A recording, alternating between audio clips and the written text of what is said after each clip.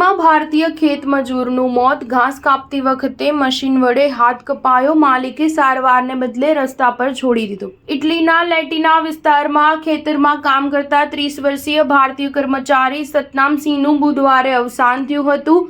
ખેતરમાં ઘાસ કાપતી વખતે મશીન દ્વારા સતનામનો હાથ કપાઈ ગયો હતો. આ પછી તેના માલિકે તેને મદદ કરવાને બદલે તેને ઘરની નજીકના રસ્તા પર એકલો છોડી દીધો હતો. ત્યારબાદ સતનામની પત્ની અને તેના મિત્રોએ પોલીસને જાણ કરી હતી. ત્યારબાદ ભારતીય કર્મચારીને એર એમ્બ્યુલન્સ દ્વારા સારવાર માટે રાજધાની રોમની હોસ્પિટલમાં લઈ જવામાં આવ્યો હતો. જોકે અહીં તેનું મોત નીપજ્યું હતું. ઇટલીના ટ્રેડ યુનિયને કહ્યું છે કે અકસ્માત બાદ સતનામને કચરાની જેમ ફેંકી દેવામાં આવ્યો હતો.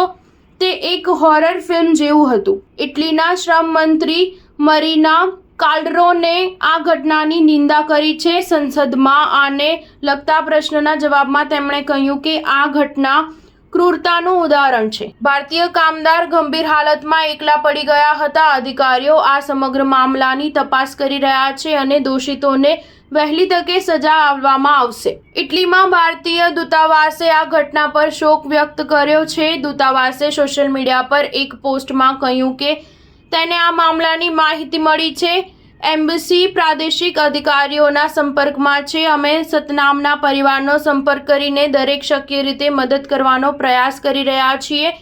જાન્યુઆરી 2023ના આંકડા મુજબ 1,67,000થી વધુ ભારતીયો ઇટલીમાં રહે છે. 2023માં અહીં 8,000 ભારતીય કામદારો હતા. 2025 સુધીમાં આ સંખ્યા 12,000ને પાર કરી જશે. ગયા વર્ષે ડિસેમ્બરમાં ભારતે ઇટલી સાથે માઇગ્રેશન એગ્રીમેન્ટ પાસ કર્યું હતું. આ અંતર્ગત ભારત દર વર્ષે 20,000 કામદારો ઇટલી મોકલશે. સ્ટાર ન્યૂઝ 7 હંમેશા સચ્ચાઈની સાથે.